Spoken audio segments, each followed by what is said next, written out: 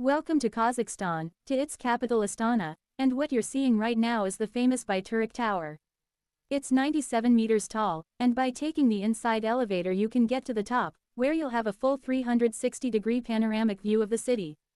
I recommend visiting in the late afternoon, during what's called the golden hour, when the sun bathes all the surrounding grand buildings in golden light. The sunlight turns those shiny skyscrapers into glowing giants. It's stunning. Start at the yurt-shaped Shatyr Mall, the biggest tent in the world, according to National Geographic, head to Lovers Park, then walk straight to this iconic 97-meter-high Baiterek Tower. Go up to the top, ideally at night, and you'll get panoramic city views that are worth every step. Astana is huge, and the buildings are even bigger. Construction is everywhere, some spots were closed off for renovations, so I couldn't see everything.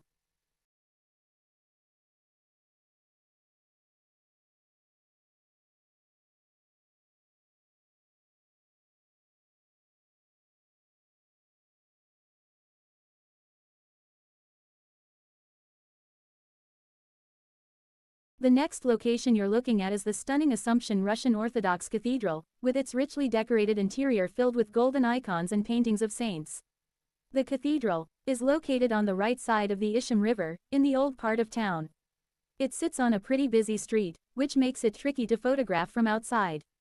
On top of that, during my 2 days in Astana, it rained constantly, so I had to look for places where I could stay longer indoors instead of being out in the rain. That's how I ended up visiting the city's main mosque, an enormous building, the largest mosque in Central Asia, and one of the largest in the world as well. It's located a bit outside of the city, on the way to the airport, but absolutely worth the trip. Everything here is drenched in shades of blue. This white, blue, and gold building covers 57,000 square meters and has 4 minarets, each 130 meters tall, one huge central dome, and 72 smaller domes. The central dome, which is said to be the largest of its kind in the world, is about 83 meters tall and 62 meters in diameter. To put it into context, that's just a few meters shorter than St. Paul's Cathedral in London, but with a diameter over 20 meters larger than St. Peter's Basilica in the Vatican. Entrance is free, and since blue is my favorite color, I can't tell you how much I enjoyed being in that space.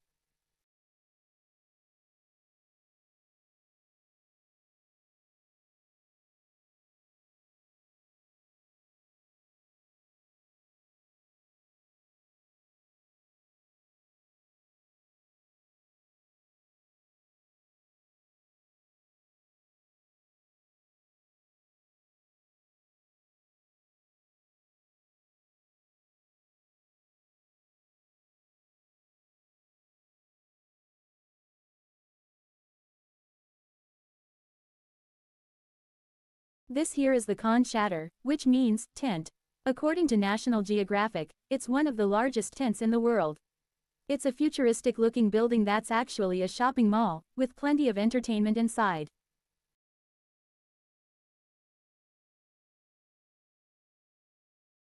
And now we arrive in Almaty, the city of greenery, parks, and apples. This is the square in front of the concert hall with the monument to Kok-Tobe Kunanbayuli. It's right next to the famous Kazakhstan Hotel, and from here you can take the cable car up to Kok-Tobe Hill, a favorite escape spot for locals to enjoy nature away from the city.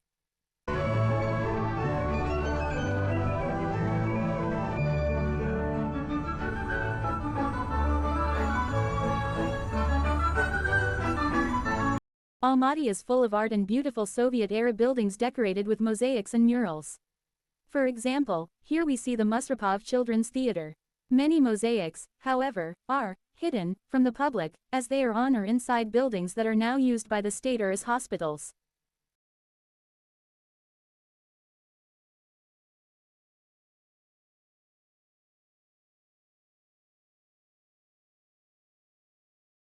Another beautiful mosaic can be found on the Almaty Hotel building. When I visited, it was undergoing major renovations, but luckily the mosaics at the front were still visible. The first one, created in 1965, is called Enlik Kebek.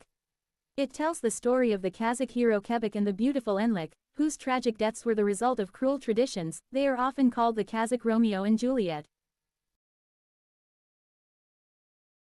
On the opposite side of the hotel, in 2004, another mosaic was completed, the Silk Road. It's a striking tribute to the historic trade route, showing caravans and merchants, symbolizing the exchange of goods and ideas, painted in vivid colors and geometric patterns that reflect the diversity of cultures along the route. Our next stop is the village of Saty, where we hopped into an old Soviet UAZ truck to visit natural wonders, lakes, and canyons. And let me tell you, those trucks are tough.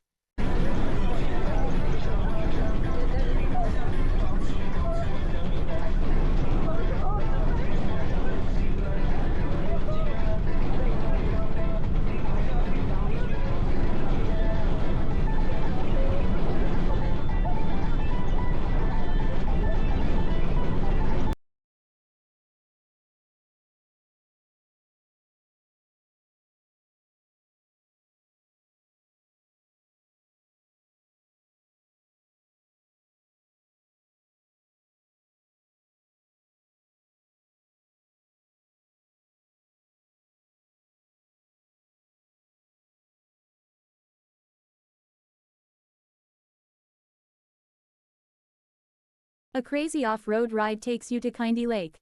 To walk around it you'll need about 5 kilometers, but you can also rent a horse, or even take a taxi ride to the lake.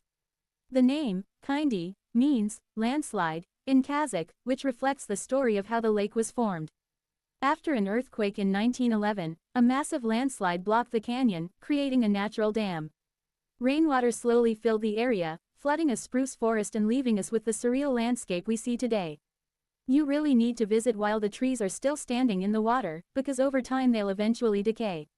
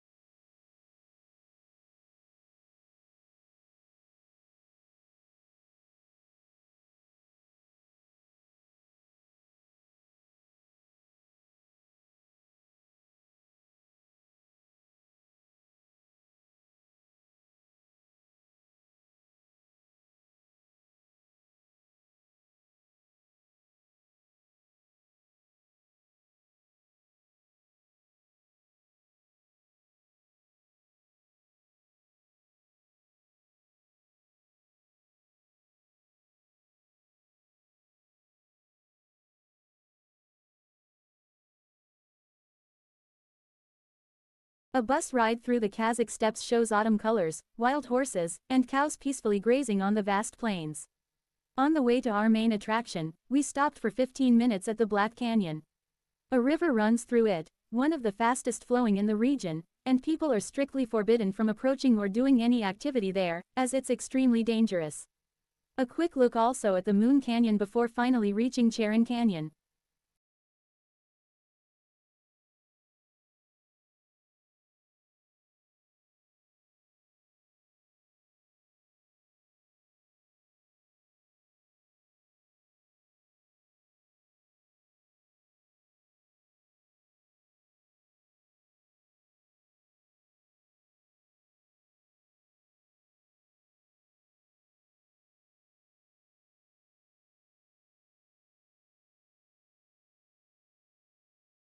Walking through Charyn Canyon takes about 2.5 kilometers one way, starting in the Valley of Castles, which resembles the Grand Canyon. You can also rent a taxi to drive you along, since there's a river at the end. There's no water or food available there, so most people bring their own supplies and enjoy a picnic by the river. I think the best times to experience the canyon are either early in the morning or late in the afternoon. Unfortunately, I was there at noon, when most group tours also arrive, so my impression wasn't as special. You can view the canyon from above as well, but once you walk down inside, there's no trail to climb back up, so you need to commit to the path you choose.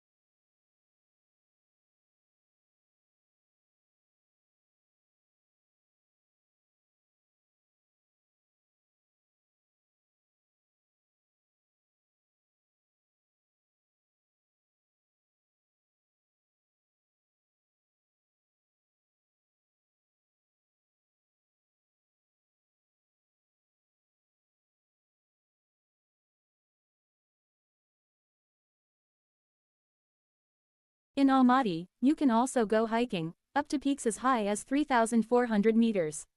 You can start either from the Shimbulik ski resort or from Medu, an open-air ice skating rink located in a mountain valley southeast of the city. I started there and managed to summit 3 peaks. Firmanov Peak 3,053 meters, Panorama Peak 3,260 meters, and Bashuta Peak 3,355 meters. I finished my hike by descending to Shimbulik ski resort, through the Big Talgar Pass, and then took the cable car back to the city. The views of the Divine Mountains are breathtaking. Enjoy the views.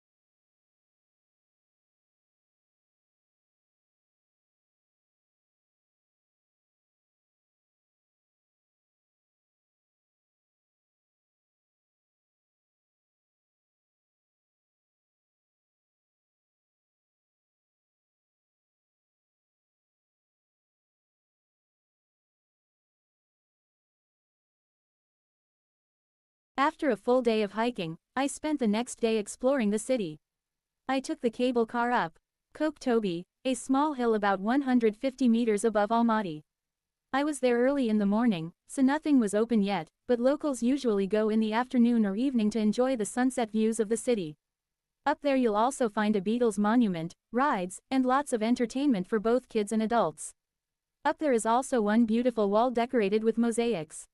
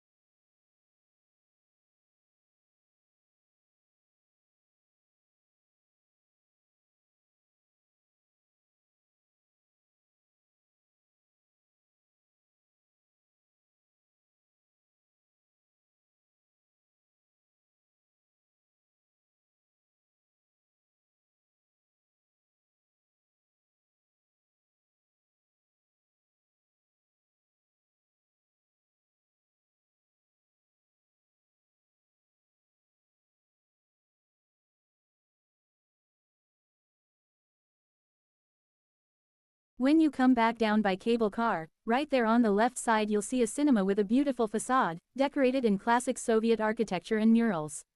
Both outside and inside of the building.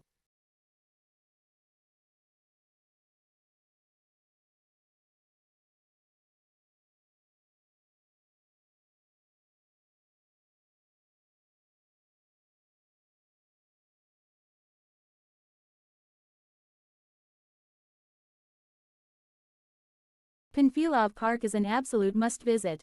It has big monument for both World Wars named Glory Memorial. It is dedicated to several different conflicts, the various monuments of which surround the eternal flame which sits in pride of place at the center of the space. However, it is the breathtaking memorial to Panfilov and his 28 soldiers.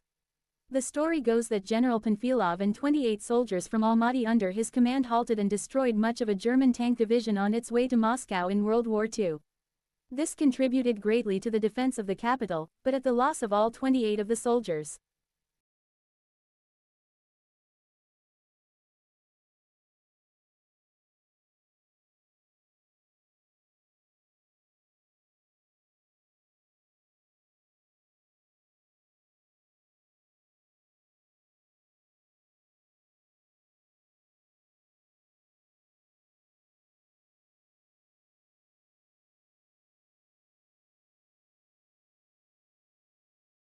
In park is also a gorgeous Russian Orthodox cathedral. It's built entirely out of wood, without a single nail, and is actually the second tallest wooden church in the world. It even survived the Great Earthquake of 1911. In a mostly Muslim country, it stands out with its distinctly Soviet style, which makes it even more fascinating to see. Now, this is the nation that truly appreciates the art.